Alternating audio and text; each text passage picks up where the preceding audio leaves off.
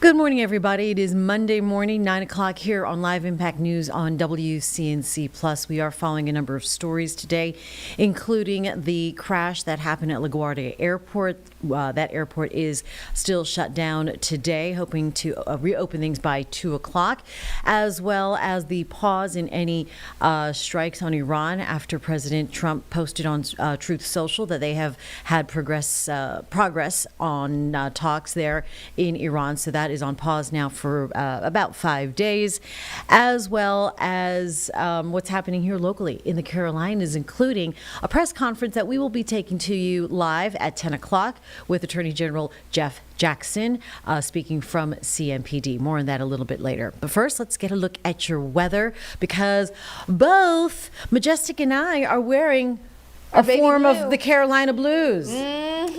Yes. Carlene? No. What happened?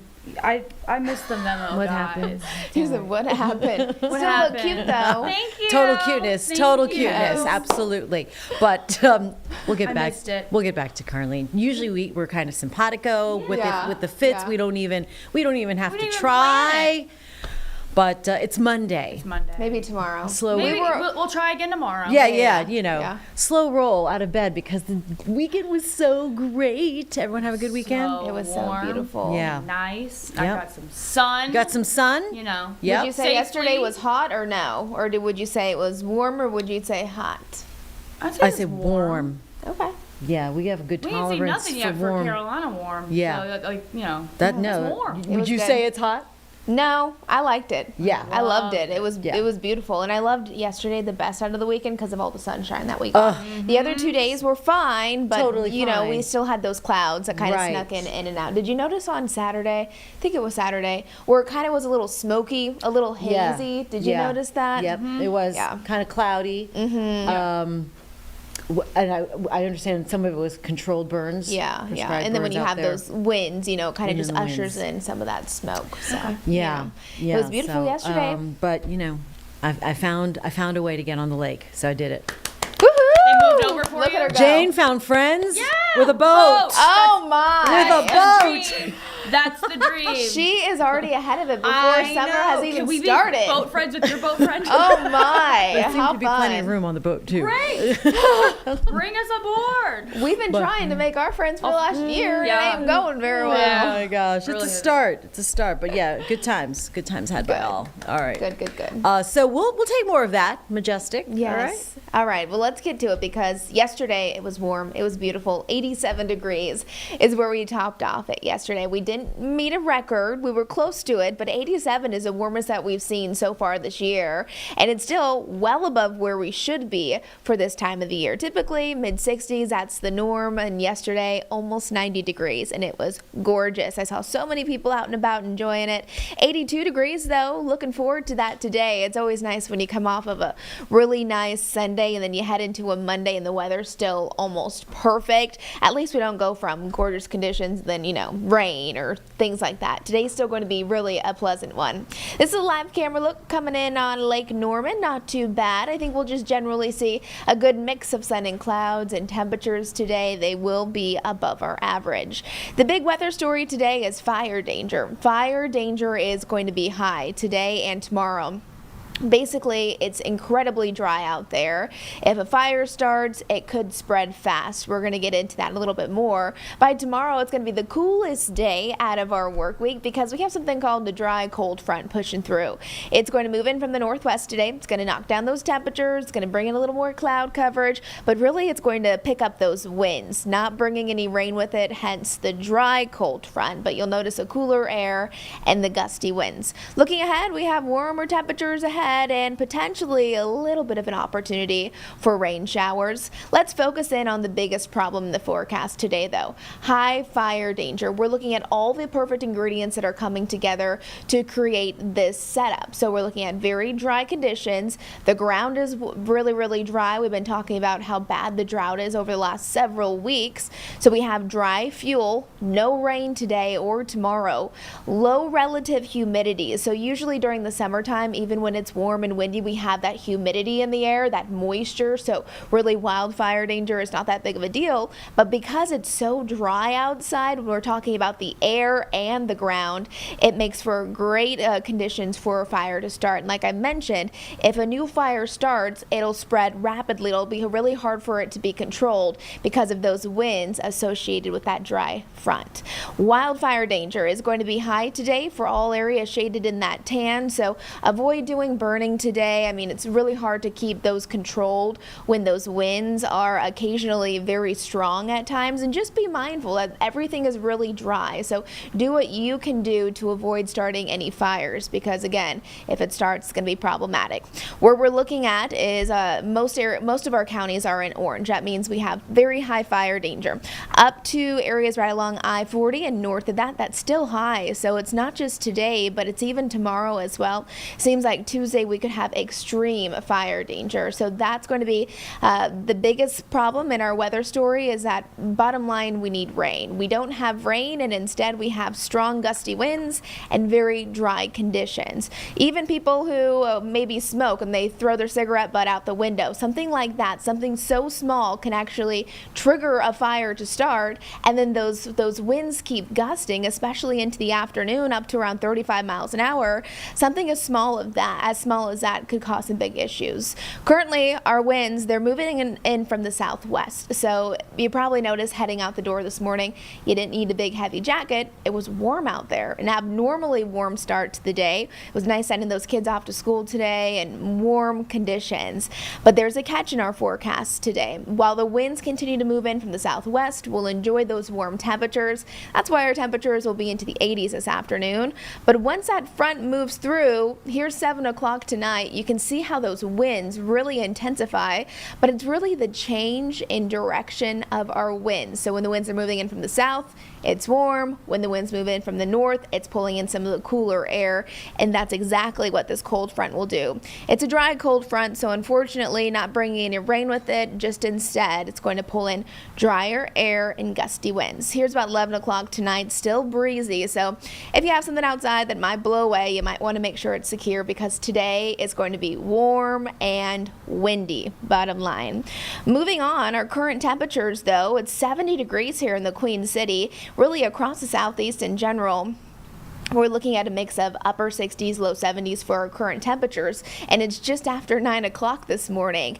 And it's because of the front, the setup of the front. We just haven't tapped into that yet, but you'll notice the winds picking up this afternoon, and then you'll start to feel the cooler air. You'll notice that cooler air by tomorrow, because today it's still pretty pleasant. Mix of sun and clouds this morning, sunny skies by the afternoon, low 80-degree temperature. So if you have any plans today, if you want to get out and about, maybe on your lunch break, or you have kids and you got to take them to some after-school sports activities, still warm, sunny, 80s, but you will most definitely feel those winds.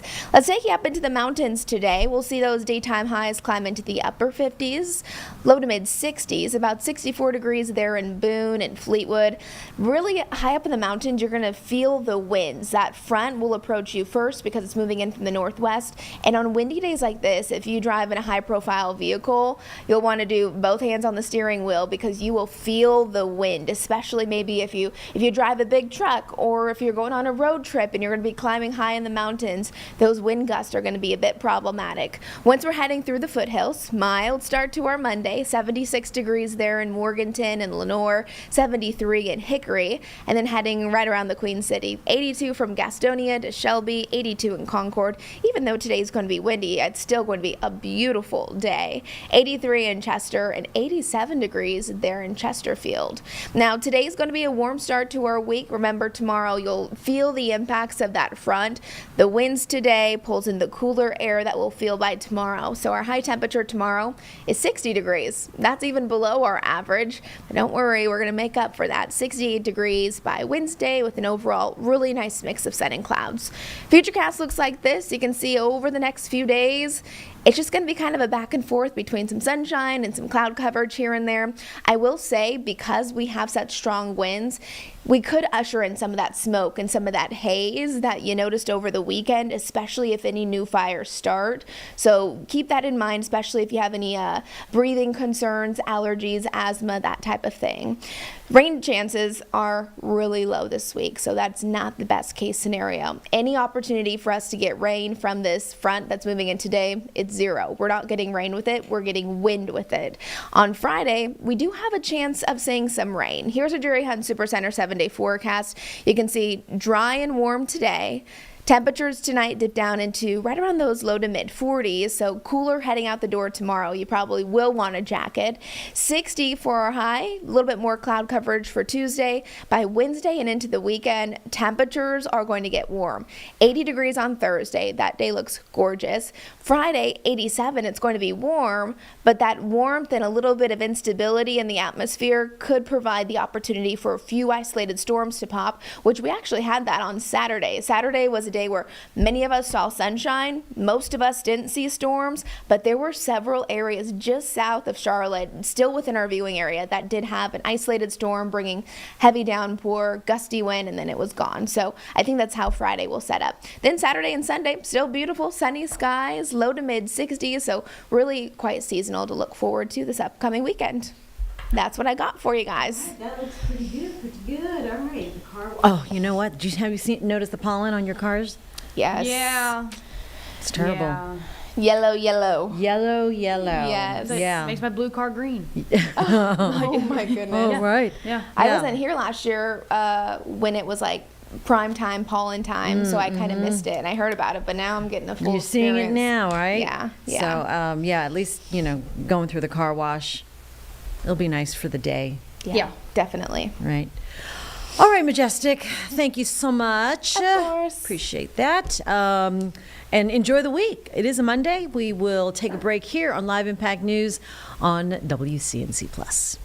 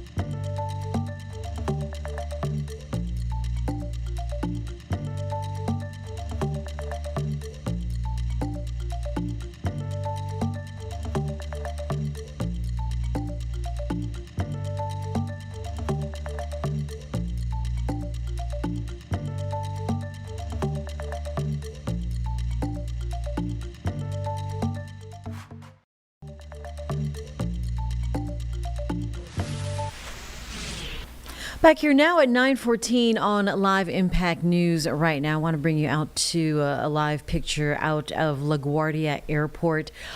Terrible breaking news that happened last night where two people confirmed dead according to NBC News after an Air Canada plane landed and then collided with a fire truck towards the end of the runway at LaGuardia Airport. The fire truck was responding to a separate incident, and the pilot and co-pilot on that jet struck a Port Authority vehicle at LaGuardia Airport late last night. 41 people on the plane injured, and they were treated. The 2 pilots killed. As we look at the wreckage now of what appears to be the fire truck from Port Authority. And emergency personnel as well as officials from Port Authority held a press conference earlier this morning. We'll get you caught up now here on Live Impact News with that earlier press conference. Good morning. At approximately 11:40 last night, Air Canada Flight 8646, operated by Jazz, collided with a Port Authority aircraft rescue and firefighting vehicle on runway 4. The plane carried 72 passengers and 4 crew. The ARFF vehicle carried 2 officers. In accordance with our emergency plan, our mutual aid partners, FDNY and NYPD, immediately responded. Initial numbers indicate that 41 passengers and crew were transported.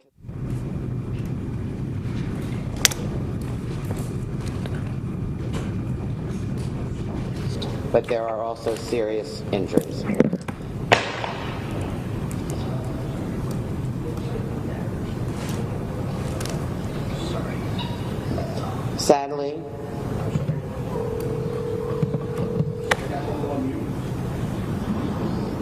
Sadly, the 2 pilots are confirmed deceased, and notifications are being made by Air Canada's care team at this time. Families were directed to the Air Canada ticket counter to be reunited with their families, and we understand that the 1 unaccompanied minor has been reunited with their families. It is anticipated that the airport will be closed at least until 2 p.m. this afternoon to facilitate the investigation by NTSB, which has already begun to be on site. At this time, I'll take any questions. Hello, Shimon Progress from CNN. Can you just tell us the rescue vehicle that was on its way somewhere? Can you give us any details about what that was? Certainly, the vehicle was responding to another aircraft operated by United that had reported an issue with odor. I believe there may have been some traffic suggestion that the truck was told to stop. The NTSB will investigate exactly what went on in this crash, and I will defer to them in all of those aspects. In terms of when the plane landed, like how soon after did the crash occur when it landed to when the aircraft occurred? The collision occurred during landing. Do you know what speed the plane was moving when it collided with that vehicle? NTSB will determine what the speed of the aircraft at the time. Any indication of air traffic shortages and if that was? Again, I will refer to NTSB, who will make that determination on who was in the control tower at the time.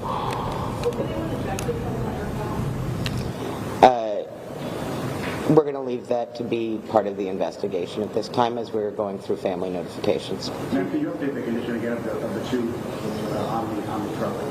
Absolutely. The 2 officers, the sergeant and the police officer, are in stable condition with no life-threatening injuries. I have visited both of them in the hospital, as has the chairman, and they were able to speak, and we're notifying their families. You mentioned something already, I'm sorry if you already answered this question, but we understand that the truck was going to respond to another incident. Can you just elaborate on that a little bit? A pilot who had multiple attempts at takeoff requested support. They are responding to that request. What's the normal, like how does this work? What's the procedure when one of your rescue vehicles is about to enter, let's say, tarmac runway? Can you talk a little bit about it? Certainly. The procedure always is in deference to the control tower anytime anyone is moving on any of our runways or taxiways. So they have to get clearance from the tower? They have to get clearance from the tower to move on our runways and our taxiways. Can you get clearance on what the timeline is right now, what's happening on the what can you expect to happen in the next 2 hours? So most of the passengers have now left the terminal. They were either transported to Elmhurst or Presbyterian Hospital in Queens. Those who did not get transported were taken to the lounge. Their families came and they were reunited. I believe there are very few still here. NTSB arrived, the first portion of NTSB arrived approximately 3:30 this morning. More investigators we anticipate to be on site around 6 this morning. And then we will follow their lead on what their investigation requires, and they will have the time they need to make that determination. When you say 2 p.m., is that the earliest it could reopen? That is the earliest it could reopen. But it could be later. It could be later if they decide that they need additional time as part of their investigation. Is the job seat occupied or not? We do not know at this time. We don't know, so there could be. Is that Oh, no, we know that all people who were on the plane have been accounted for. Can you talk a little bit about the 9 people who are still in the hospital? Where they are? I can't speak to their injuries at this time, but we know that some of them are serious. Is there any counseling? I apologize, I can't hear. I do not have a number, but we can probably get that for you. The airport was operating normally before this happened? Was there any weather conditions? Was there anything else that was reported by? Our understanding is it was operating normally at the time. The recap has now pilots and two fatalities. At this time, the 2 fatalities are the pilots. All right, thank you, everyone. Thank you.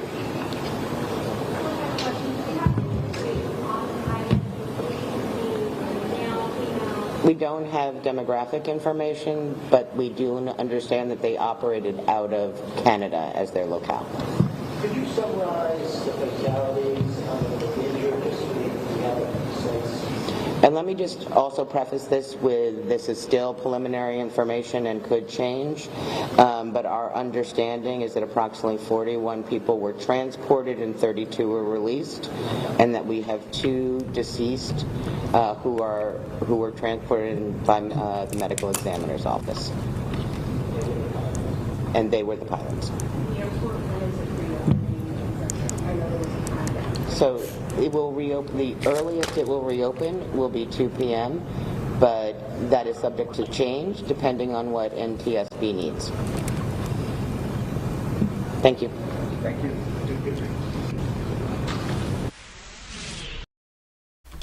And again, this is a live picture right now from the NBC affiliate in New York as the cleanup and wreckage the cleanup continues around that wreckage from the collision that happened late last night. We will continue to follow that as developing news throughout the morning. As we learn more, we'll pass that along to you.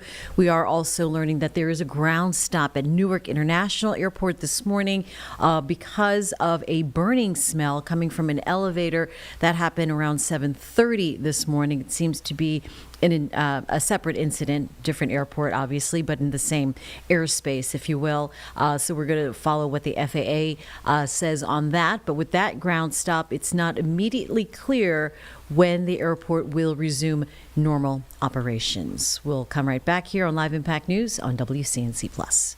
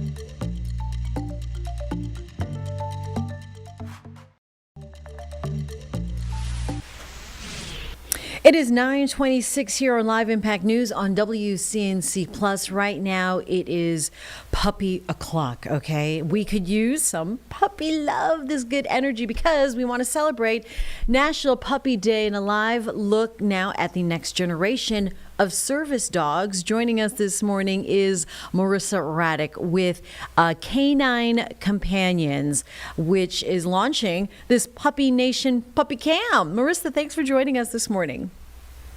Thank you so much for having me. Oh my gosh. So we are totally oohing and eyeing, looking at the picture and the puppies around you that look like they're petered out. But tell us about the puppies that are around you. Yeah, so this is a litter of 7-week-old puppies. It's the B litter. So right here in my lap, I've got Bogey and Barley and Bryn and so on. And I've got 2 tucked under there, if you can see. But we are a little tuckered out. We had a good play session this morning. But these pups are here with us to celebrate National Puppy Week.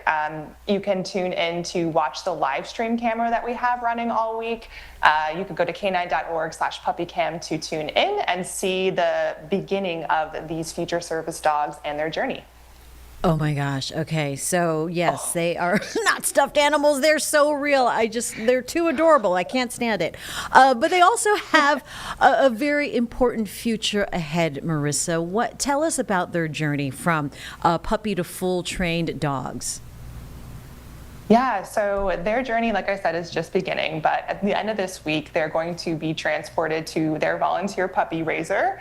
And our volunteer puppy raisers are the foundation and heart of our mission. They take these 8-week-old puppies and provide them with a safe, loving home. They socialize them, take them to puppy classes, and really just kick off their beginning and their foundation to becoming a service dog. And so the volunteers have these puppies for about 18 months, and then the dogs will return to us at a professional training center where they'll learn more of their advanced skills to become a service dog. Both Carlene and I, our mouths are on the floor, just so amazed and in awe. All right, so what kind of tasks then does Canine Companions help these service dogs or train the service dogs to perform? And how do they help people live more independently? So our dogs are trained to complete about 45 different tasks. It ranges from having the dog pick up dropped items like keys and credit cards and things to opening and closing doors. They can turn lights on and off with their little noses. They also can help our veterans with PTSD by interrupting anxiety or waking them up from nightmares. We have dogs who help people with diabetes, and they're medical alert dogs. We also have dogs who will help people who are deaf or hard of hearing by alerting them to important sounds that are happening in their environment. So these dogs have a lot of options in their career. Holding the keys in their mouth. Oh my gosh. Wow, that is so impressive. I could use that just trying to find my keys, Get my keys, Spot. Now, I understand there's a global shortage, though, of service dogs. Why is that? Yeah, so only about 1% of people with a disability actually has a service dog. But the awareness about service dogs and their incredible impact and the way that they can change lives is growing. And so more people are finding out about it and interested in getting a service dog. And we are trying to meet that need. And we can do that by recruiting more volunteers and supporters at Canine Companions. That's great. Canine Companions celebrating 50 years this year, Yes. Which is what a great milestone. How has the work evolved then since it began in 1975? Yeah, so we pioneered and created the concept of a modern day service dog, and we've been serving children, adults, veterans with disabilities. Oh, big yawn. And over the last 50 years, and just been able to increase their independence and the way that they engage in their community. And these dogs all have a very special role to play. They don't quite know it yet, but they are going to change someone's lives. Yes, they will. For viewers who are inspired, folks here in our own newsroom, I'm sure, just loving all of this by the puppy camp. How can we get involved, or even just donating and getting involved that way? So you can go to canine.org. You can donate on our webpage. You can find more ways to get involved through volunteer opportunities, or maybe you want to attend a local event. But there's lots of different things that ways that people can start. So we definitely need some volunteer puppy raisers. So if you're interested in that, please look us up. If you would like, we also have some sponsor puppies here. So Barley and Berkeley, who is tucked under there, can be sponsored throughout their journey to becoming a service dog. And a sponsor would receive regular email updates and getting to hear how their journey is going. So that's a really cool way to kind of follow from puppy to service dog and learn a little bit more about it that way. All right, very good. Well, you made our morning, Marissa. Thank you. Canine.org. Such good work there. And we needed all of that puppy love this morning for sure. Marissa Raddick, thank you for joining us. Very nice. Thank you. Great. From Canine Companions, y'all. That's what we do here on Live Impact News. We bring you the cuteness as well. All right, we're going to take a break on Live Impact News on WCNC Plus.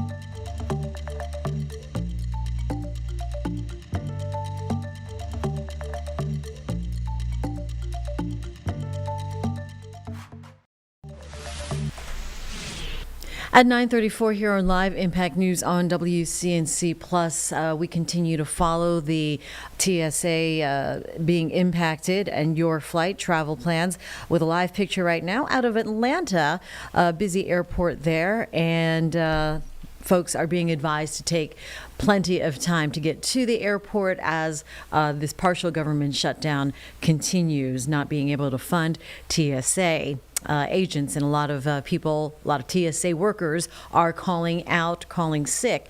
And so over the weekend, President Trump said that they were going to send ICE agents to help backfill some of those positions where screening may not be what they do, but just to help fill in some of the positions. Alice Barr from NBC News with the latest now from Washington. Beginning today at airports across the country, agents in a different uniform set to greet travelers inching through crowded security lines. I don't know, a couple of thousand people on right now. President Trump announced on social media ICE agents would come in to help TSA. His border czar, Tom Homan, saying they would take on tasks like securing exits and checking IDs. Well, ICE isn't trained on x-rays and look at x-rays, see if there's, is something dangerous, not luggage. Well, no kidding, and we're not going to be doing that. Transportation Secretary Sean Duffy suggested otherwise. TSA agents are law enforcement.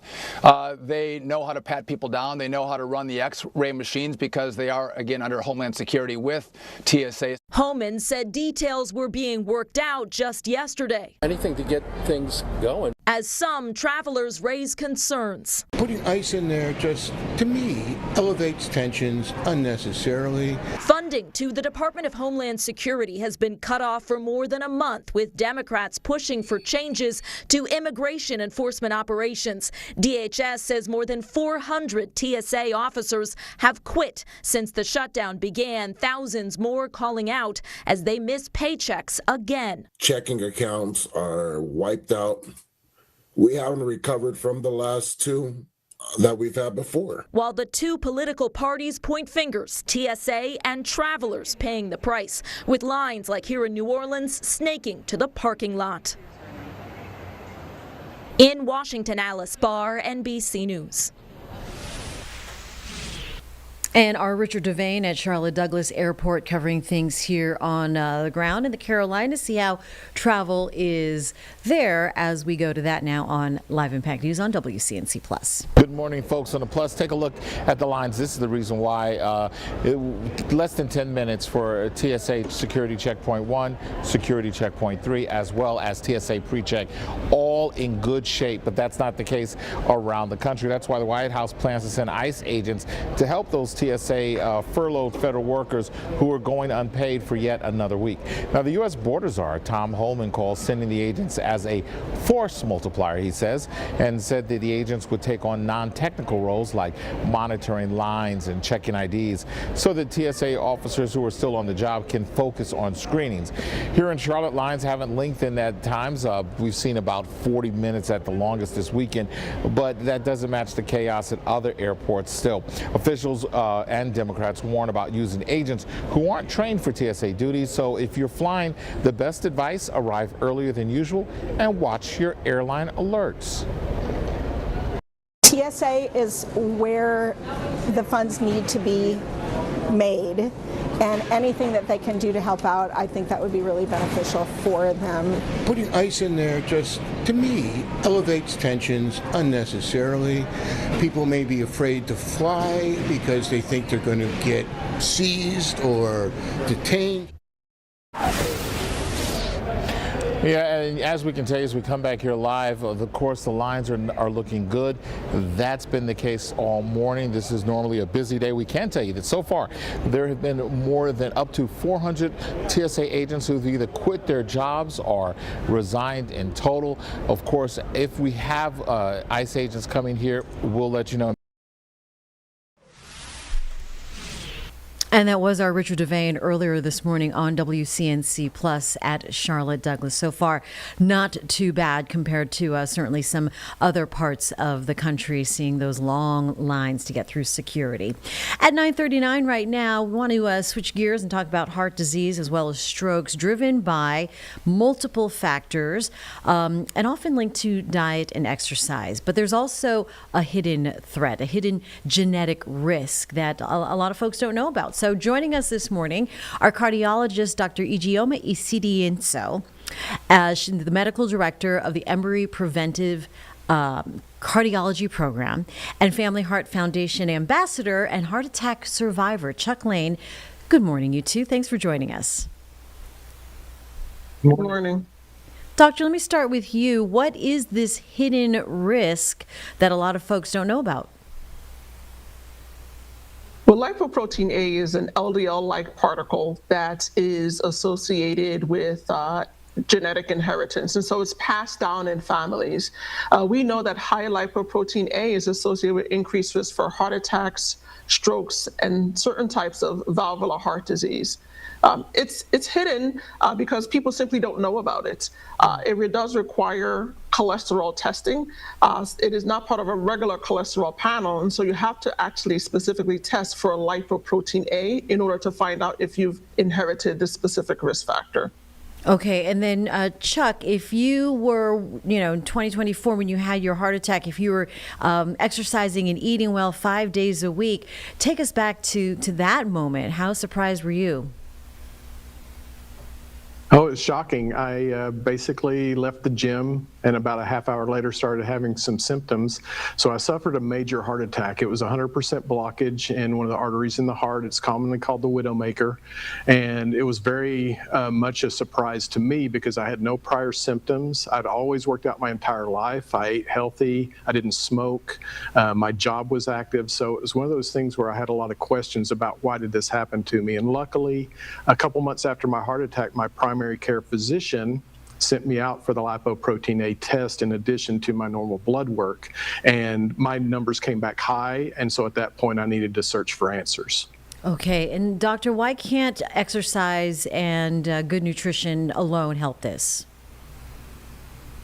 Because it's a genetic risk factor. It is inherited. You're born with certain levels and they increase until you reach adulthood. But diet and lifestyle are important for overall cardiovascular wellness and to help lower the LDL cholesterol, which is a known risk factor as well for heart disease, in addition to medications that may be necessary. So who should get tested if this is not part of the regular cholesterol panel? Every adult should get tested at least once in their lifetime because it's very common. 1 in 5 individuals, or 20% of the world population, has high lipoprotein A. And so it's important, as Chuck mentioned, that we're discussing with our clinicians so that they can order the test. And if you don't have a clinician or if you're unable to get it tested with your doctor, you can actually go to the Family Heart Foundation's website and they can mail you a free testing kit to your home and you can do the testing at that time. Okay, very good. And then if you do find that you've tested positive, what are your options? What do you do first? Well, first thing is to meet with your clinician to understand what the results mean. It is also important that you try to treat some of the known risk factors for heart disease. So if you have high blood pressure, if you have diabetes, again, getting the LDL cholesterol as low as possible, exercising and eating healthy. All of those will help overall. But it's also important to get the family members tested. So all first-degree relatives should be tested if you find out that you have high lipoprotein A. So they can be aware if they've inherited this risk as well. All right. And Chuck, once you found out, you've become an ambassador of the Family Heart Association. How has that work been like for you? Oh, it's been exceptional. Whenever I found out about my condition, really there's not much information out there, and what there is available is pretty negative and doom and gloom. And I found the Family Heart Foundation. I contacted their care navigator, which is listed on their website, and they gave me just invaluable guidance and information. And so I wanted to become part of this program. It's got a great community of people that know what you're facing going forward. So if we can get more people tested and they'll know their outcome, then hopefully we can prevent tragic events like my own and hopefully prevent death for some people. And how are you doing today, Chuck? How are you doing these days? I'm doing very well. I've really been on cholesterol-lowering medications, everything to get my LDL levels as low as possible. I've stayed with my good diet, but I've got my kids tested. My son has the elevated level, and he's 19, so we at least know about that. So it's very important for family members to get tested as well, and those around you that might be positive. And doctor, you know, I should have asked this earlier. It's a triple threat. Why is that? I just saw it on the graphic there off the website. Yeah, because in addition to causing plaque formation or atherosclerosis, it actually also increases the risk of clotting in the blood vessels, and it also causes inflammation, which is part of the process for plaque formation as well. So that's where the triple threat comes in. Gotcha. All right. So anything else we need to take away from our conversation? I think the important thing is make sure that you get tested, talk to your clinicians, and if you need a way to get a testing kit, maybe because you don't have a clinician, you can go to the Family Heart Foundation's website, lpaaware.org. That's lpaaware.org, and they will mail you a free testing kit. All right. Just coincidentally, I am getting my my yearly Wednesday, so I'm going to ask for my LP(a) test on my blood work. So thank you for that. Appreciate that new information. Absolutely. Thank you. Dr. Igiamo Isidinso, I know I'm totally butchering your name. Apologies, Isiadinso, and Chuck Lane. Appreciate your time this morning. Thank you. Thank you. And we'll be right back on Live Impact News on WCNC Plus.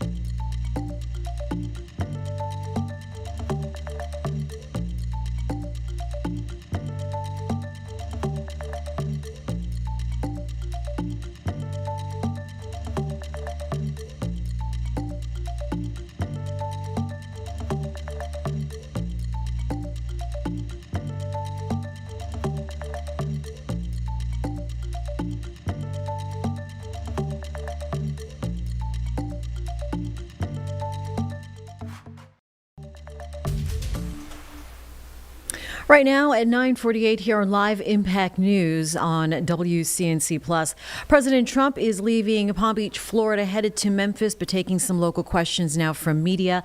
Let's go ahead and listen in on Live Impact News. Major points of agreement. I would say almost all points of agreement. Perhaps that hasn't been conveyed. The communication, as you know, has been blown to pieces. They're unable to talk to each other. But we've had very strong talks. Mr. Witkoff and Mr. Kushner had them. They went, I would say, perfectly. I would say that if they carry through with that, it'll end that problem, that conflict. And I think it'll end it very, very substantially. We have very much in mind our partners in the Middle East. We've had great relationships with a lot of them, as you know. A lot of them were surprisingly hit.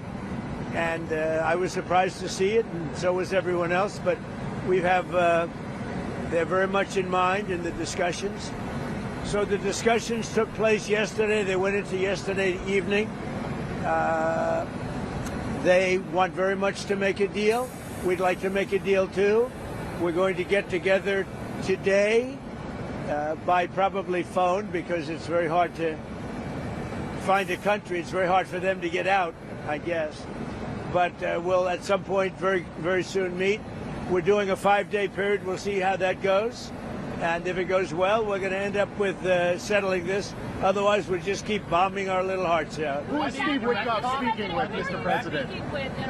A top person. Don't forget, we've wiped out the leadership phase 1, phase 2, and largely phase 3. But we're dealing with the man who I believe is the most respected and the leader. It's a little tough. We've wiped out everybody. Is that the Supreme Leader? No, not the Supreme Leader. We don't. Well, nobody heard of the second Supreme Leader, the son. Are these direct? Nobody. We have not heard from the son. Every once in a while, you'll see a statement made, but we haven't. We don't know if he's living. But the people that seem to be running it, and they seem that based on really fact, because things they've said have taken place. Mr. President, I can't. Mr. President, I know you've deployed. Because I don't want them to be killed. Okay, I don't want him to be killed. Mr. President, you've deployed. Nobody wants to be that. Nobody wants that job right now. You know, nobody's exactly looking forward to being the head of that particular country. But perhaps we'll be able to solve that problem. Mr. President, you've deployed ICE agents to American airports today. Newsmax, sir. You've deployed ICE agents. You're not doing a very good job. You've deployed ICE agents. You're not doing a good job. Did you hear me? Okay, go ahead. What exactly do you want from these I'm talks? taking CNN over Newsmax. You believe What me? exactly are you looking for in these talks, Mr. President? We're looking for all of the things that we've been talking about. We want to see no nuclear bomb, no nuclear weapon, not even close to it, low key on the missiles. We want to see peace in the Middle East. We want the nuclear dust. We're going to want that, and I think we're going to get that. We've agreed to that. Yeah, we've agreed to that. You want the enriched uranium before you can end this. And we want no enrichment, but we also want the enriched uranium. If this happens, it's a great start for Iran to build itself back, and it's everything that we want. And it's also great for Israel, and it's great for the other Middle Eastern countries, Saudi Arabia, UAE, Qatar, all of them, Kuwait and Bahrain in particular. So it's great for all of them. If the war is ending, do you still need $200 billion? It's always nice to have. It's always nice to have. It's a very inflamed world, and the Democrats inflame it. You know, largely the Democrats inflame it. Let me just talk about the others. So ICE has done very well. I've requested. Now, you know, I'm a big believer that they should be able to wear masks when they go and hunt down, you know, murderers, criminals, and others. But for purposes of the airport, I've requested that they take off the mask. I don't like it for the airport, and I believe they are willing to do that. Mr. Why President, do ICE. wear masks not at the airport, but they need to do it when they're out in the country? The people coming into the airport, typically speaking, aren't murderers, killers, drug dealers, etc. There may be a few of them, but there are many. They're people that want to come into the country, or that people want to leave the country, go into maybe their home country. So I didn't think it was an appropriate look for an airport. I think it's a very appropriate look when they're out on the street trying to find one of the 11,888 murderers that Sleepy Joe Biden led into our country. Elon Musk, sir. Last year you gave a $10,000 bonus. Sorry. Last year you gave a $10,000 bonus to TSA workers who kept showing up to work during the shutdown. Will you do that again? Well, it could happen. It's amazing. There are people that are really, really loyal and great, and it's not easy for them. And this is all caused by the Democrats. It's just so you know, all this money was approved. Everything was approved. This is done. The Democrats went in, and they want to have radical left lunatics come into our country. They want to have drug dealers. They want to have murderers come into our country. They want to have open borders, and we're not letting it happen. That's what this is all about. They don't want voter ID. They don't want proof of citizenship.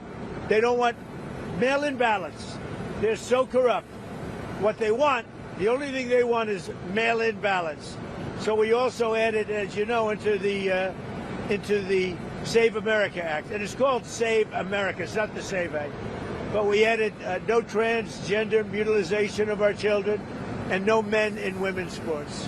Elon Musk, sir. If these talks go well, and you reach I don't think he's going to be a Newsmax. If these talks go well and you reach a ceasefire agreement with Iran, do you believe Israel would abide by that agreement? I think Israel will be very happy with what we have. We just spoke to Israel a little while ago. I think they'll be very happy. This will be peace for Israel, long-term peace, guaranteed peace. If this happens, and you know I can't guarantee it, but I think it's going to. And my life is a deal. That's all I do is deals my whole life. I think this is something that's going to happen. And why wouldn't it happen? So tomorrow morning sometime, their time, we were expected to blow up their largest electric generating plants that cost over $10 billion to build. It's a very good one. There was no dearth of money. And one shot, it's gone. It collapses. Why would they want that? So they called. I didn't call. They called. They want to make a deal. And we are very willing to make a deal. It's got to be a good deal. And it's got to be no more wars, no more nuclear weapons. They're not going to have nuclear weapons anymore. They're agreeing to that. Any of that stuff, there's no deal. Have they offered to reopen don't the go border? well, sir, and you target. You said you want to get the enriched uranium. How are you going to get the enriched uranium? Are you going to It's send very easy. If we have a deal with them, we're going down and we'll take it ourselves. Can I ask you, the Treasury lifted sanctions on Iranian oil that was out to sea. You criticized President Obama for giving Iran $1.7 billion. Well, I just want to have as much oil in the system as possible. And we don't even know if Iran gets that money. Frankly, I think it's very hard for them to get it. But you have ships that are out there that are loaded up with oil. Rather than keep it there, I would rather see it go to the system. Any small amount of money that Iran gets is not going to have any difference in this war. But I want to have the system be lubricated. Even $14 billion, you don't think helps them? Where's the $14 billion? Because the inflated price, they get $14 billion from the... I don't think they're getting the money. I could tell you, when this is all over, I will tell you who's getting the money. Mr. President, the Marines from California, given that it'll take them weeks to arrive, is the intention to police the strait or take cars? What are you talking about? Well, it's been reported that there are Marines that left California, left San Diego last week, at the end of the week.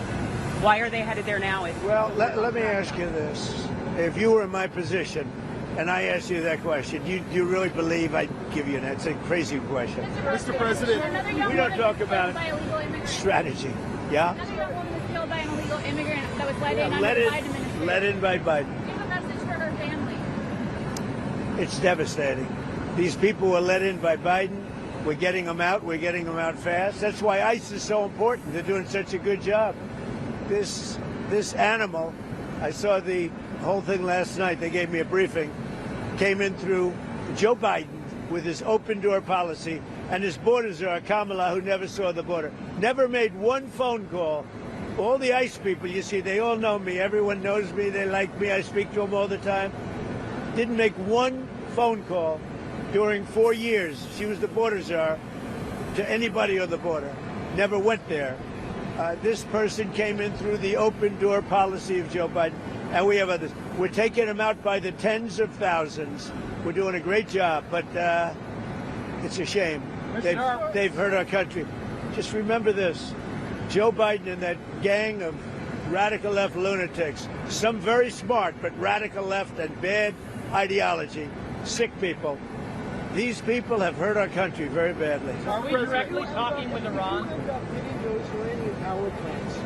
How is that different from what Russia has been doing in Ukraine by hitting Ukrainian power plants? Well, I think it's a lot different. And if you look at the nuclear weapons that they wanted to have, that they wanted to possess, a lot of things are different. I'm not a fan of what Russia's doing either, just so you understand. All right?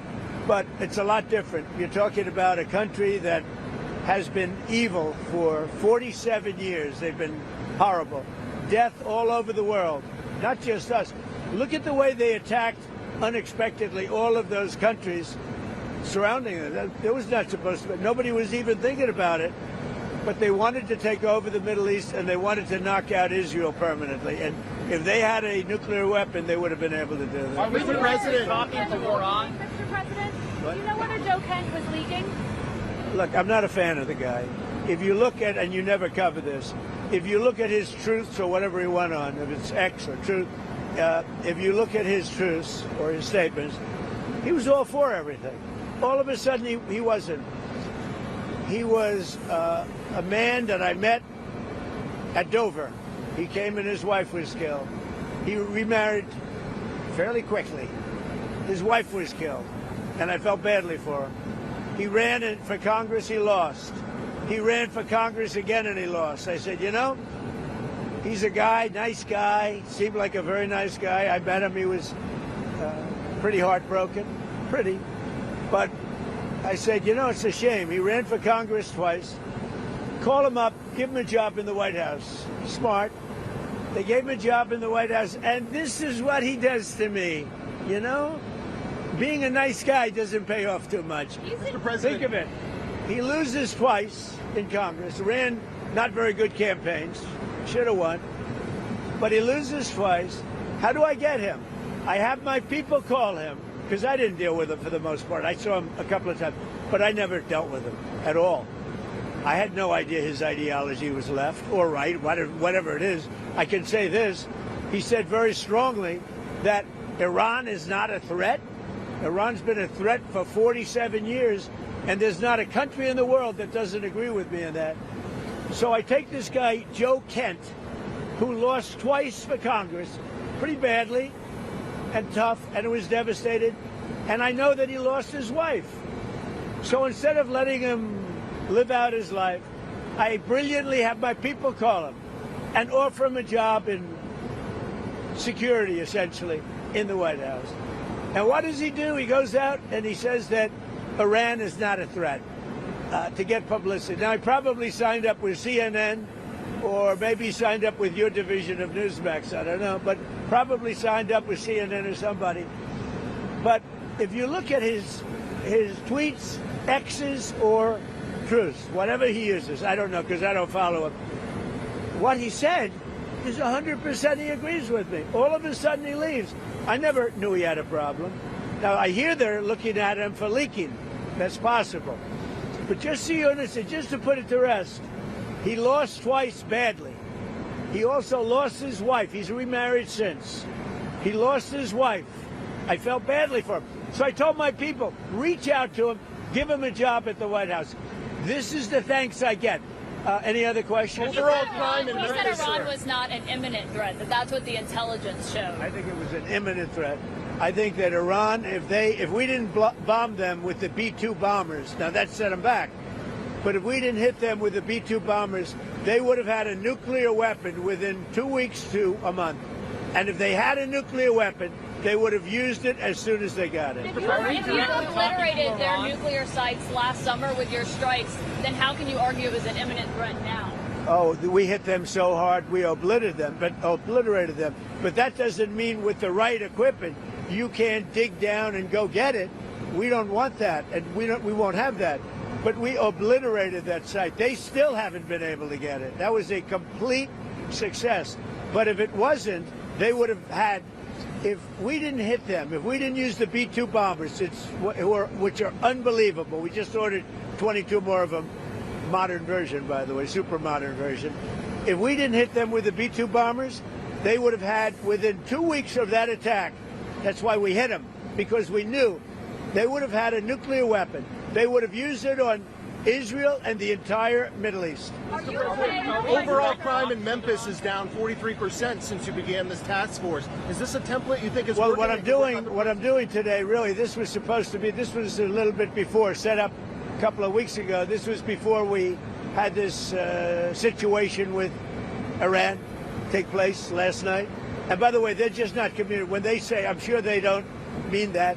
When somebody says, oh, I didn't know you were talking. We were talking last night. And I'm sure they have a lack of communication, which is appropriate considering we blew up, in addition to their Navy, Air Force, every division, their radar. We also blew up all of their anti-aircraft and communications. So they have no telecommunications. So there is a lack of, I would imagine, a lack of coordination. If you're worried about the miscommunication. Well, we think all we can do is think, look, we have numerous leader groups. They've all been killed. Very dangerous position. Khomeini was killed. Khomeini's son is unavailable. Nobody knows what happened to him. I can say they haven't seen him there either. Something is going on with him, but regardless, I don't consider him really the leader. But they do have some leaders left because we blew up group number 1, group number 2, a lot of group number 3. But we think we have people that are very representative of the country and will do a good job in representing. Elon Musk has offered to pay TSA workers during this DHS shutdown. Is this something that you've been speaking to him about? Yeah, I'd love it. I think it's great. Let him do that. And I want to thank ICE because they stepped in so strongly. They'll do great. And if that's not enough, I'll bring in the National Guard. We're not going to have the Democrats destroy our country. These people are the most destructive, sick people, the Democrats. They want, and they're fighting for this. They're fighting for men and women's sports. They're fighting for transgender for everybody. Everybody go out, get your kid a nice operation, and change the sex of your kid. They're fighting for, think of it. They don't want you to do voter ID. You walk into a booth. In California, if a person who's doing voting, an official, asks you for identification, they're subject to being arrested. what's wrong with this country. So we're fighting it hard. And I think they should, because the Democrats are being blamed for the shutdown, and it's their fault, and they're getting killed. That's why when I announced yesterday about ICE, the Democrats called. We want to settle. We want to settle. And I told the people, don't settle. Don't settle. Because we have something bigger. Only settle if you get the Save America Act, voter ID, and so important, proof of citizenship, etc. Thank you very much. Whose idea was that to put ICE at the airport? We're dealing really... Whose idea was it? Mine. That was mine. And can I ask you said That was like the paperclip. You know the story of the paperclip? 182 years ago, a man discovered the paperclip. It was so simple. And everybody that looked at it say, why didn't I think of that? ICE was my idea. First person I called was Tom Homan. I said, what do you think? He said, I think it's great. Then I saw today there was some masks on. I didn't think the masks were appropriate. I put out a statement and I asked them, would it be possible to take off the mask? Because they should wear a mask when they're dealing with the murderers and the thugs let into our country. You said there's many points of agreement with Iran right now. Many. What, can you give us a few Many, of those? like 15 points. 15 points. Iran has said yes. Well, they're not going to have a nuclear weapon. That's number one. That's number 1, 2, and 3. They will never have a nuclear weapon. They said yes to that? They've agreed to that. Will we see arrests, illegal migrant arrests at airports, sir? Arrests? Will we see ICE arresting illegal migrants at airports? Yeah, that's why the Democrats are going crazy, because they've allowed, by what they did, and hold up, we put ICE, who are a very high level, I mean, they really are a high level group of people, and they love it because they're able to now arrest illegals as they come into the country. That's very fertile territory, but that's not why they're there. They're really there to help. Are we talking to Iran directly? To no enrichment whatsoever, even for medical purposes, civilian purposes? They have. Thank you. What about the Strait of Hormuz? Who's going to be in control of that? That'll be opened very soon if this works. How soon? And who's in control of it? Will Iran still be able to control the flow of oil? Be jointly controlled. By who? Maybe me. Maybe me. You want the United States to be in Me control? and the Ayatollah, whoever the Ayatollah is, whoever the next Ayatollah. Look, and there'll also be a form of a very serious form of a regime change. Now, in all fairness, everybody's been killed from the regime. They're really starting off. There's automatically a regime change. But we're dealing with some people that I find to be very reasonable, very solid. The people within know who they are. They're very respected. And maybe one of them will be exactly what we're looking for. Look at Venezuela, how well that's working out. We are doing so well in Venezuela with oil and with the relationship between the president-elect and us. And maybe we find somebody like that in Iran. Are you considering any more options to lower the price of oil while these talks? The price of oil will drop like a rock as soon as a deal is done. I guess it already is today. No, we have a very serious chance of making a deal. That doesn't guarantee anything. I'm not guaranteeing anything. I'm not going to come out here in a week or 2 weeks and have you all say, oh, you said. I didn't say anything. All I'm saying is we are in the throes of a real possibility of making a deal. And I think if I were a betting man, I'd bet for it. But again, I'm not guaranteeing anything. They want to make a deal very badly. Thank you. What changes would you like to see in DHS under Mark Wayne Mullen? Well, he's going to be fantastic. He'll make his own change. He's already given me a list of people he wants to bring. He's a fantastic guy. I think he's just the right guy. You all know him. He's a very open, smart guy, very successful actually in business, which people don't know. And he's a friend of mine. I think Mark Wayne is going to be fantastic. Thank you. Are these direct talks for Iran? On the plane crash that happened Terrible. They made a mistake. It's a dangerous business. That's terrible. Thank you. President Trump leaving West Palm Beach, Florida for a trip to Memphis this morning. Just wrapping up some Q&A with local media there, answering plenty of questions about the latest with Iran and saying that they are making progress and that Iran wants to make an agreement. So we will continue to follow that developing news with the latest conflict in Iran. A quick break here now on Live Impact News on WCNC+.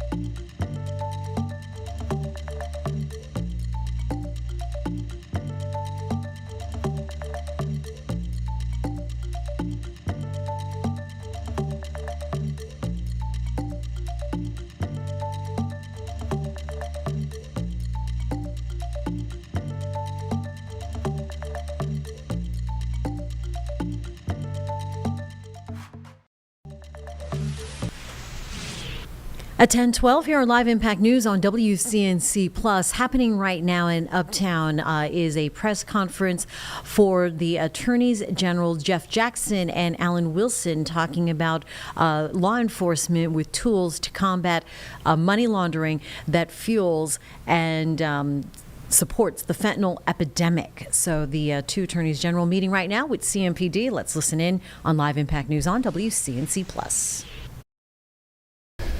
Good morning, everyone. I'm Jeff Jackson, Attorney General for North Carolina. I'm joined by Alan Wilson, Attorney General for South Carolina. Chief Patterson, you all know her, and her Chief Deputy, Ryan Butler. My thanks to all of them, especially Chief Patterson, for hosting us here. We appreciate you very much. Yes, sir. We're here to discuss a couple of things with respect to the fentanyl epidemic, specifically with respect to fentanyl money laundering. About a year ago, I stood nearby here with General Wilson, and we announced an effort that we were going to undertake in combination with some other AGs from across the country, a bipartisan effort. The basic idea is a huge part of the fentanyl epidemic is propped up with money laundering. We estimate that it is to the tune of about $100 million a week. This is an enormous amount of money. And if you want to tackle the fentanyl epidemic, you have to go after the money. So we looked at where this money was flowing, and the evidence was pretty clear that one of the main places where fentanyl money laundering was occurring was in an app called WeChat. WeChat is owned by a Chinese company called Tencent. So we joined forces to publicly tell them that they had 30 days to come meet with us and to work on a series of ways that they could improve their responsiveness to law enforcement and their investigations. And WeChat said yes to that invitation, I think wisely. And we were able to announce recently, after many months of work, that we secured a number of agreements with WeChat to be more responsive to law enforcement, to be more proactive in making their encrypted spaces hostile to fentanyl money laundering, and to escalating emergency requests from law enforcement and turning those around inside of 48 hours, which is very important when it comes to investigatory contexts. That's the good news. The bad news is that Tencent also owns a company called Weixin. This is also an encrypted messaging platform. And this is also a very popular platform for fentanyl money laundering. Tencent owns both WeChat and Weixin. They are essentially sister apps. The difference between the two is that WeChat has an international presence that is more subject to our laws. Weixin does not. In order to register for use of Weixin, you need a phone number from mainland China, but you don't need to be in mainland China to use the app. This is why it has been able to be used so effectively and insidiously for the money laundering of fentanyl proceeds. We have reached the end of our jurisdiction with respect to what we can do with Weixin. So today, we are escalating our requests. We are asking the President and the federal government to make this a national security priority. The President has already spoken at length about his belief in tackling fentanyl and has taken really positive steps in that direction. We appreciate that. We believe this deserves to be among those steps. Of all the things the President is negotiating with China, we believe that this deserves to be in the top priority. No illusions that this is the type of thing that can be handled overnight. This is going to be a major project, but we have been working for the last year with respect to WeChat, and we saw a major return on investment of our time. So we are suggesting that this become a national security priority because the President is in the position to pull a lever that jurisdictionally, frankly, we are not in a position to pull. I'm going to turn it over to General Wilson now. He's not just South Carolina Attorney General. He's also a member of the National Guard down there, holding the rank of colonel, has been in for about 30 years. And he and I see, as neighbor states, the shared devastation from the fentanyl epidemic that happens downstream of all of the money laundering that enables it. I know our state is losing people every single day to the fentanyl epidemic.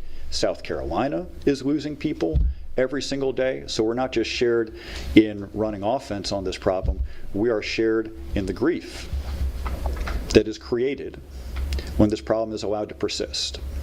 And on that note, General Wilson. Thank you, General Jackson. Appreciate you so much. I want to thank everyone for being here today.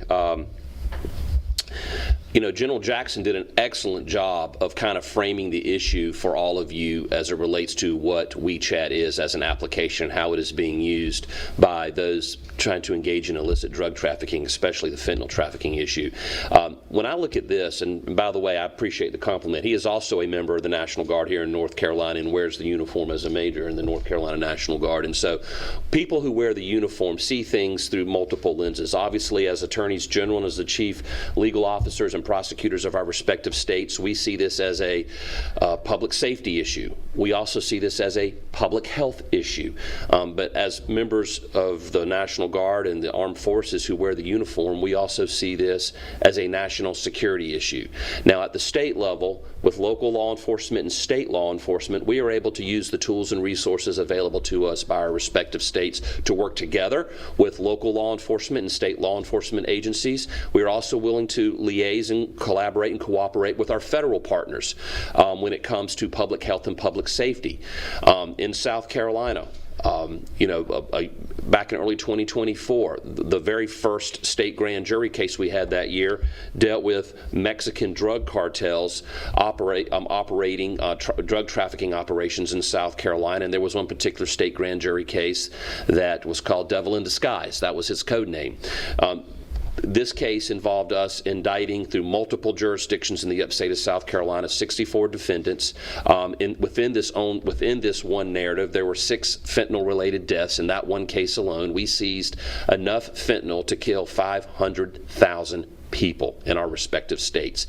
All of this, and according to my local law enforcement sources as well as our prosecutors, nearly all of it, if not all of this, nearly all of the fentanyl that was coming into our state, and I would say North Carolina as well, was done by the Mexican drug cartels in collaboration with Chinese labs being run south of the border.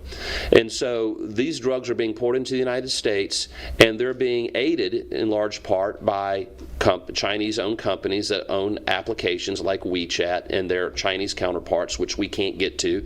And they're using these peer-to-peer apps to also transfer and launder money that aids in the transfer of these illicit narcotics into our respective states. That one case right there, 64 defendants, 6 fentanyl-related deaths, enough fentanyl to kill 500,000 people, was caught in just one case. But that is just one case. When you look at the public health component of this, in 2023, the South Carolina Department of Public Safety, or Public Health rather, identified that there were 2,157 drug overdose deaths in South Carolina. 1,550 of those were fentanyl related, meaning 72% of the overdose deaths were related to fentanyl. All this is being fed by the illicit drug trafficking trade that is being obviously supported by the Mexican drug cartels, in large part aided by the Chinese government. So for me, this is an existential threat to not only our states, but to the United States of America. As General Jackson said a moment ago, we have exhausted all the resources available to us as attorneys general, as well as our local law enforcement. We need our partners at the federal level. And when I say the federal level, not just federal law enforcement agencies, but at the diplomatic level. You know, we have reached out to the administration to ask them to incorporate this as something that they need to consider when talking to China. China, as a country, is a pacing threat to the safety and welfare of the United States. This is something that I care deeply about. You know, in modern day times, there aren't conventional armies lining up on a battlefield in uniforms under banners and flags that are fighting each other. That may happen at some times, but that is no longer the main way that nation states threaten the public health, welfare, and safety of the United States. They engage what we call gray zone warfare, or that warfare that exists below the line of open conflict. They use proxy terrorist organizations, they use drones, they also use technology, they use cyber warfare, and they use what would be otherwise normal legal applications like WCNC and like WeChat as social media platforms, but they use those to facilitate a war of drugs on the United States, killing tens of thousands, if not millions, of our citizens in the United States of America, which is why the attorneys general, in a bipartisan fashion, this is not a partisan issue. This is a public health, public safety, and this is a national security issue. And so we have sent a letter along with a number of our colleagues to the Trump administration to ask the president to obviously recognize that this is an existential threat, that local, state, and even federal law enforcement are no longer adequate to take on the task of dealing with the Chinese government support of these applications that are being used by illicit drug narco-terrorist organizations. So I want to thank the Attorney General of North Carolina. I want to thank the U.S. Attorney. I want to thank local law enforcement, who you'll hear from in just a few seconds, for their cooperation with our state. We are in this together. If we don't work together to take this out, more and more of our citizenry are going to die. And that's why I'm up here with the Attorney General of North Carolina and your local law enforcement, because it's affecting us equally as bad as it is affecting you. With that, I will step aside and let our new Chief of Police here have the mic. Thank you, General Wilson, and thank you, General Jackson, as well, for your service to our states, North Carolina and South Carolina, but also to your service for our country. Both Deputy Chief Butler and I are veterans, and we care very much about our country as well. Good afternoon to everyone, and thank you for being here today. At CMPD, we have one defined goal, and that is keeping our community safe. Sadly, this goal is under constant threat by the fentanyl epidemic. Fentanyl is not just a drug. It is a poison that undermines the safety of our entire community and demands our most immediate and determined response, as been noted by our speakers. It is important that our community understand that no single agency can take on this challenge alone. Traffickers are operating across county, state, and national lines and borders. Our response must be just as connected, with a relentless determination to dismantle networks that are eroding families by taking lives.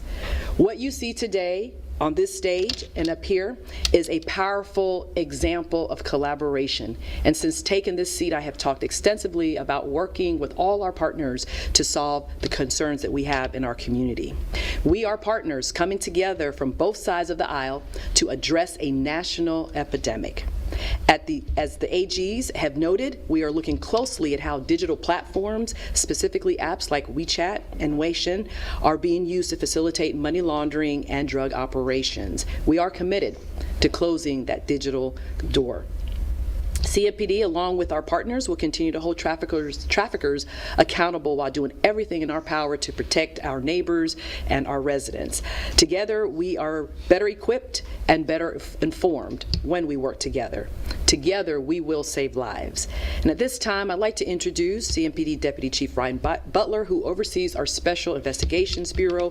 He will provide more detail to you on how the fentanyl epidemic is impacting Charlotte and what CMPD is doing to address it. Deputy Chief. And we'll get back to that press conference statements from CMPD in just a couple of minutes here on Live Impact News on WCNC+.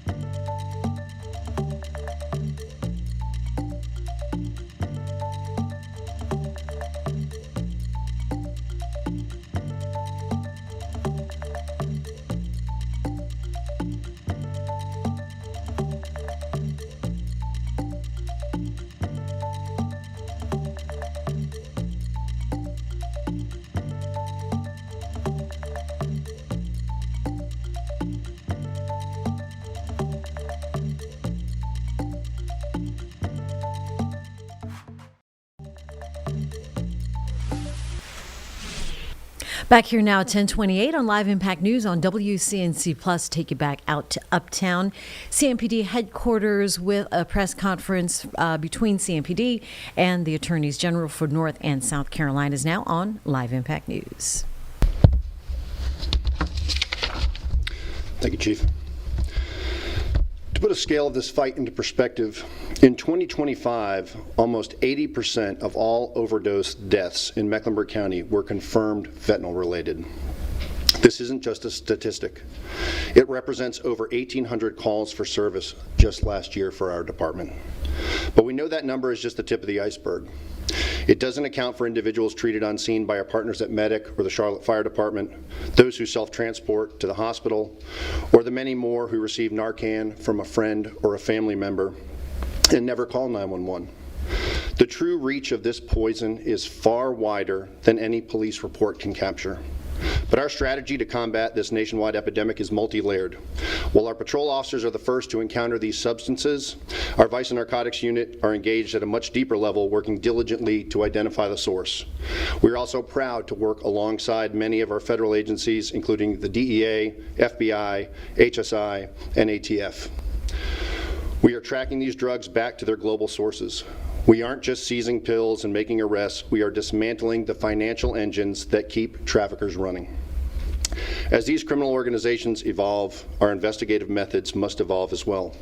We have discussed the use of encrypted platforms like WeChat and Weixin, and the reality is our current lack of access to these platforms significantly hinders our progress.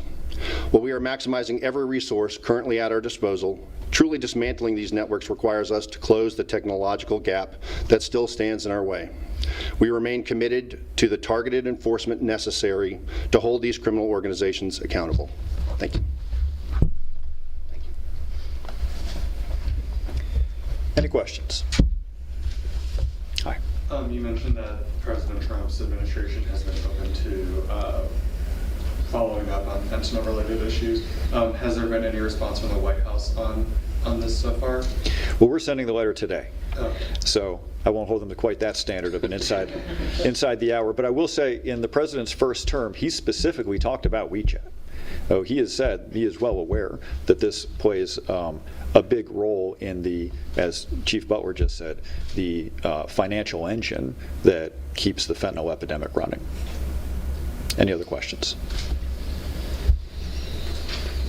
Can you talk about your lawsuit with the Next Star thing last week that you filed?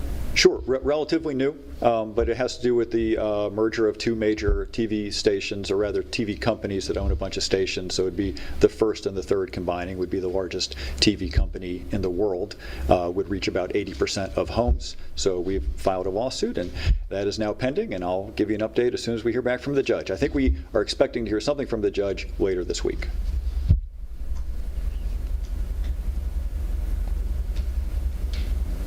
Anyone else? Okay. Thank you all for joining us. Appreciate you very much. Take care.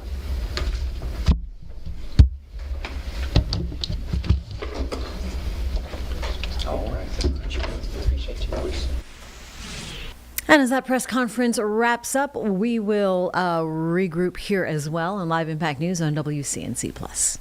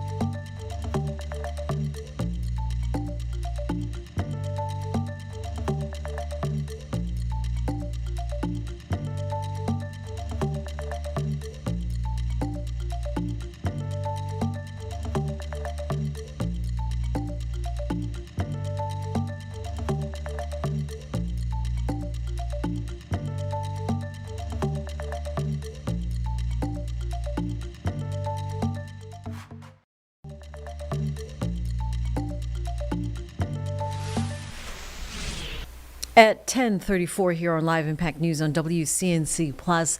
Moments ago, the Governor's Advisory Council for Student Safety wrapped up. It was live streamed. We were in the middle of some other live shots there, including a press conference from President Trump. So we're going to roll this from the beginning, but this wrapped up just moments ago here. We'll play this for you now on Live Impact News on WCNC Plus. And welcome to the March meeting of the Governor's Advisory Council on Student Safety and Well-Being. We're going to go through the agenda and walk you through our learning objectives. But to start out with, I just want to mention that obviously we didn't meet in January due to weather. I can't remember if we actually had snow that day or not. I appreciate Yeah, exactly. I appreciate everybody understanding about that, and I appreciate you making it through the accumulating pollen out there today. So thanks for being here. So we met last time in November, and at the last meeting we had folks come in from Onslow County Schools and from Chatham County Schools and tell us how the cell phone policy was working in those districts. We engaged with in our small groups and talked about topics that are related to school safety, student well-being, and then also physical safety and physical health. And so we released a video in December. I hope that everybody's gotten a chance to see it, but in case you haven't, we've got it ready for you today so that you can see it. This is one of our exciting accomplishments so far as a advisory council. And Anna, thank you for being in the video. We're very pleased that you were a part of the video. And we also had some students and a parent and a principal talk about their experience. And so I'm going to show you the video real quick, and so you can kind of see what we've done so far. And this was a report that we did to the governor.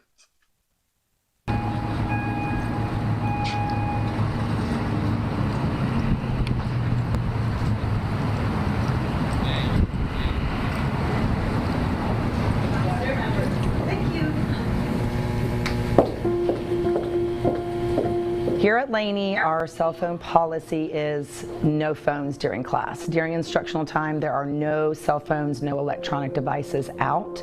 So my students, when they walk in the door, they have an assigned number. I have a little cell phone holder over there. They know immediately to drop their phones. They come and sit down. We start working, and they know that they will not get their phones until the last about 5 minutes or so of class. We've been having this conversation probably for the last year and a half, where principals as well as district leadership recognized that cell phones were becoming an issue. When I talk to the students about the cell phone policy, one, they say, hey, we don't like it, but two, they say they understand why it's in place. I think it's really great. There are enough screens in society and in school. We think kids ought to be engaged with learning and listening to their teacher, maybe not looking at a screen. This is my 9th year as the counselor here at Broadview, and I would say the cell phone policy has really benefited the students at my school and in the greater community here in Alamance County. We have seen a decrease in the amount of peer-to-peer conflict and drama that goes on throughout the school day because students don't have access to their phones. They can focus on their schoolwork and focus on having positive peer interactions throughout the day. I've been teaching for 22 years, and kids when I started 20 years ago and kids today are very, very different, and a lot of that is due to what I believe is cell phones. And it seems over dramatic and kind of over the top, but it's really true, and any educator will tell you the kids were spiraling downhill. These kids were not learning the soft skills that they need to be functional adults out in a workplace or in college or the military or whatever they were going to do. So not having the phones and forcing these kids to interact and look at each other and talk and learn how to converse has really been changing, not only for education, but for the kids as well. It's a great policy, and I want to stress to schools, as you're fighting through this policy, and you're working with students and you're working with parents, just keep taking one step at a time and work on being consistent from one classroom to another.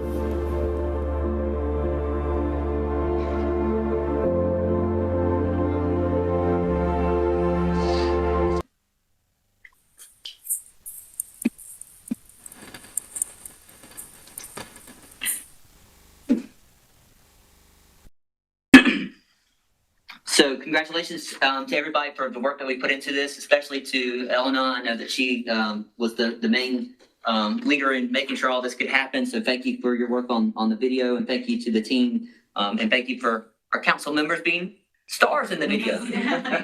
Your autograph afterwards, right? So very excited about that. And so we also had an executive summary that went with the video that you can see. All of it's up on our website. And this is just the first part of the report that we're going to put out as a council.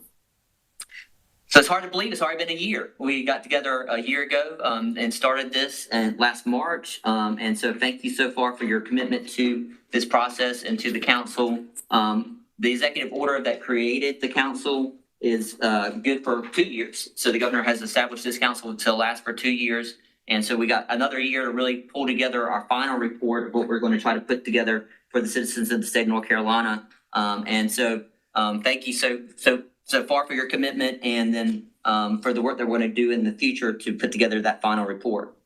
So the executive order that created it goes through next March. And so this fall, we're going to be working on engaging with students to get their feedback on the statewide cell phone policies in school systems, and we'll help to create the report and the feedback for the report. Simultaneously, we'll be continuing our work on the comprehensive final policy recommendations around student safety, student well-being, and for student physical health. Our plan is to have that report ready by March 2027 and to release the comprehensive report then. Our council staff will set the final dates for upcoming meetings. They'll go onto your calendar, like the calendar invites that you've been getting so far. We've also got them in your packet. If you want to see the upcoming meetings and when we're going to have them, several of the meetings are going to be virtual, and then other ones are going to be in person. And so we hope to have a big ending meeting in next March when we release our final report, and we'll get more details out about that soon. But those calendar invites should be coming out. If you haven't already gotten them, I think they're already on my calendar, but I don't know if they've gone to everybody's calendar yet. But you should be getting the additional calendar invites for the upcoming meetings coming soon. So for today's meeting, we're going to talk about AI, AI in schools. This is a big topic, obviously, for lots of people, and no different in education. And we got some experts that are going to come in and talk to us a little bit about what AI means for our school districts and how we can prepare for that. And then we'll have our small group work groups, again, as we did last time. And so you'll be in your same work group that you were in last time. So if you were in student safety, or if you were in well-being or in physical health, then you'll go to those different small groups when we break up into those parts. So we're going to hear from those experts to give us guidance on AI. We're going to engage in those small groups and do the learning in those small groups. You have the materials in your packet at your seats, and you've got copies of the slideshow itself that we'll have for today's meeting. You've got a copy of the agenda. You've got a copy of the future meetings, as I mentioned just a minute ago, and a copy of questions to ask during the small group. And use questions and to help you through that small group portion. And then the last thing that you've got in your packet is the feedback form. If you'll use that feedback form today, at the end of the day, if you'll leave a copy of the feedback form at your seat, we'll come by and pick them up. Those are extremely helpful, and they've really guided us through how to set up these meetings moving forward. And so please make sure to take the time to fill out the feedback form so that we can get that and we can design the meetings moving forward in accordance to that. On your agenda, at the very bottom, you've got your ethics conflict of interest statement. If you'll read through that with me in accordance with State Government Ethics Act, it's the duty of every advisory council member to avoid both conflicts of interest and the appearance of conflicts of interest. If any advisory member has any known conflict of interest or is aware of the fact that might create an appearance of a conflict with respect to any of the matters coming before the advisory council today, please identify the conflict or the fact that it might be created of the appearance of a conflict. Ensure that any appearance inappropriate of participation in the matter is avoided. If at any time any new matter raises a conflict during the meeting, please be sure to identify that at that time. So if anybody's got a conflict right now, it's time to state that conflict. based off the agenda that we have in front of us. If you run an AI company, here's your chance to speak up. All right, not hearing any. We'll move on to the next item. So I do want to let them know that the folks that are here from the public, or if you're listening online, that there is a form on our website that you can provide feedback to the advisory council on the website. So please take advantage of using that form to provide additional feedback if you would like to do that. Right. So we'll jump into the next portion. People have been have seen in the headlines over the last couple of weeks that DPI presented the school discipline data and the school violence data that. All right, looks like they're running through some housekeeping there for the Governor's Advisory Council for Student Safety. We're going to be right back and continue that coverage here on Live Impact News on WCNC Plus in just about 2 minutes.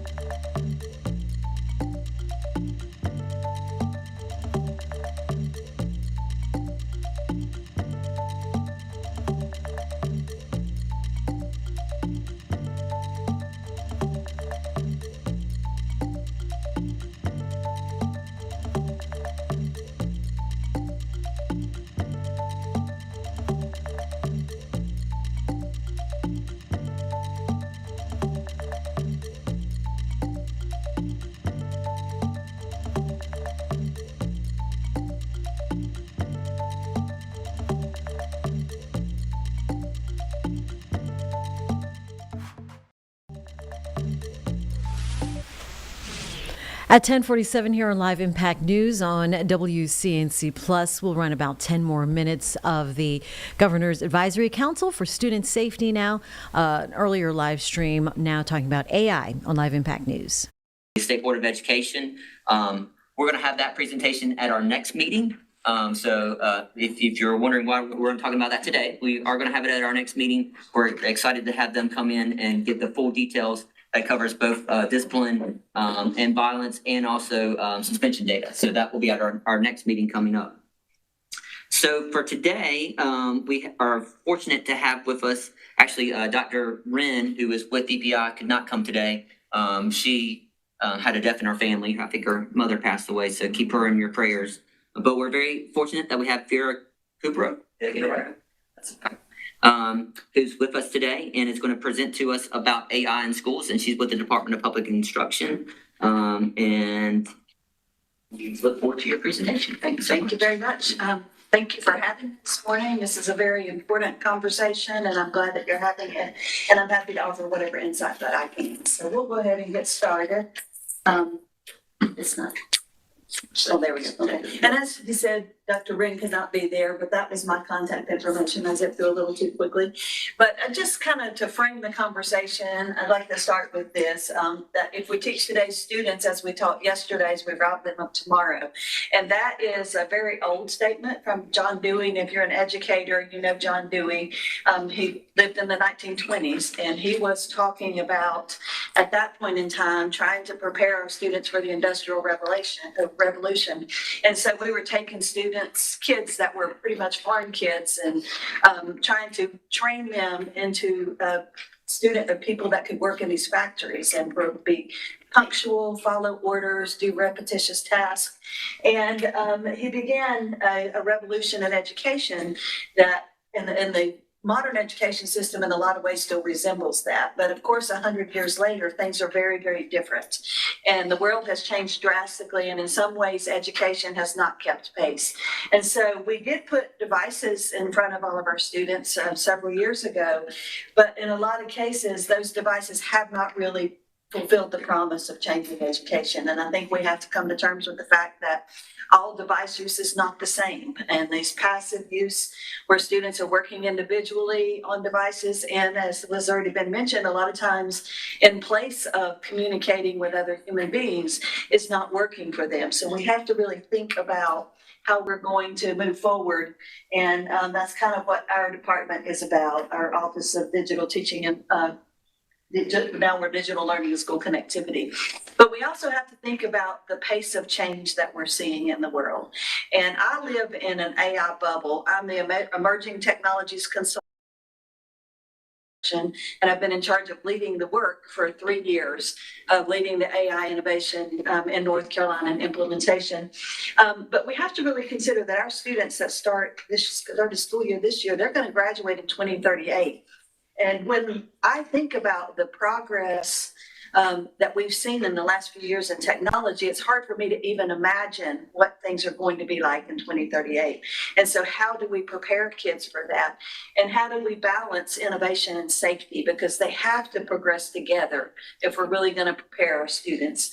And so another statistic that I'd like to share, and this is actually from a couple of years ago from the World Economic Forum, where about 65% of our students are going to hold jobs that don't even exist now.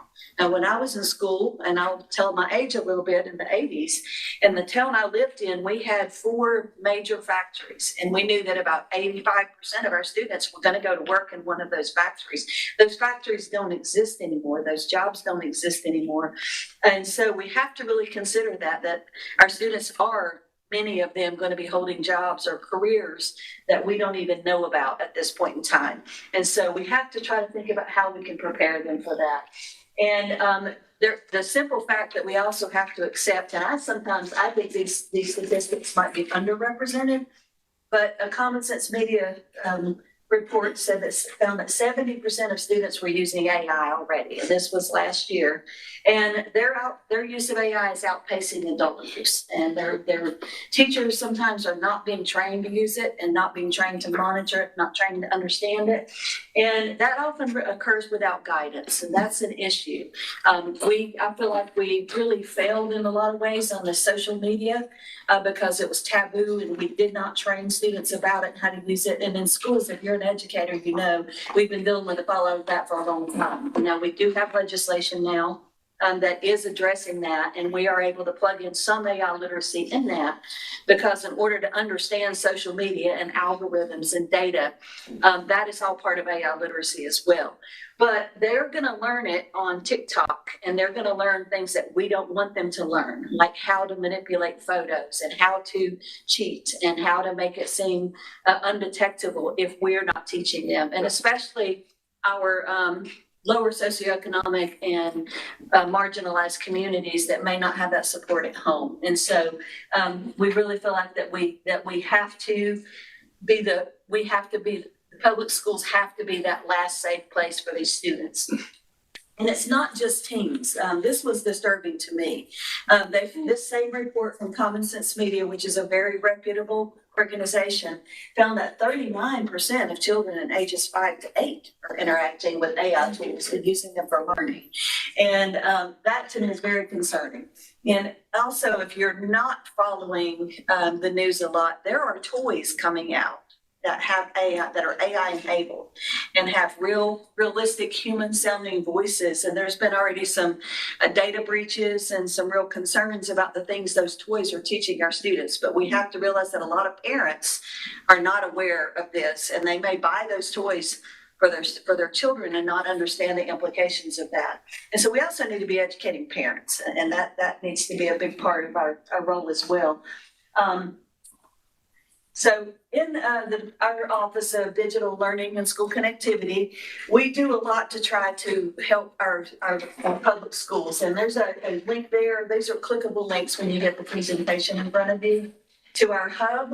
It shows all of the activities we have going on. We also have an AI Resources webpage where we've been doing webinars every other week for about a year and a half now. We're up to about 65, 66 webinars. And then our guidance and our AI guidelines was rolled out in 2024 in January. We're the 4th state in the nation to provide AI guidelines for our public schools. And it is a living document that is constantly updated because things are constantly changing. We're learning of new concerns, new threats, the capabilities are changing. And so that's a document that changes frequently. So it is one that I would recommend visiting live, not downloading, because it may change the next time. But this is just a little bit about our journey in creating those guidelines. We started, of course, thinking about this in November 2022 when ChatGPT changed the world and the public became aware of it. We started learning about it and building our own capacity. And then Dr. Wren put together a committee in the summer of 2023. And we started working on providing guidelines for our state, for all the districts and charters in the state, because it became very apparent that a lot of them were dealing with it in very different ways. Some of them had it wide open, and it was just kind of figure it out on your own, do what you want. Some had everything blocked, even for teachers, and we had everything in between. But what we were not seeing is a lot of training and education for the educators and the students. And so we published those guidelines in January 2024, and again, they're ongoing and being updated frequently. So it is a living document.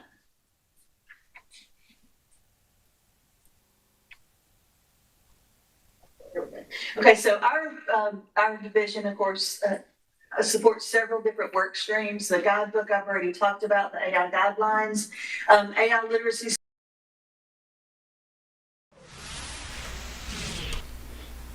And you have been following the Governor's Advisory Council on Student Safety, earlier live stream for schools, parents, families. We're going to leave you with a live picture right now of what is happening. That's our sister station there in Atlanta. But as they cover the lines affected through TSA security because of the partial government shutdown and not being able to pay partial or TSA employees.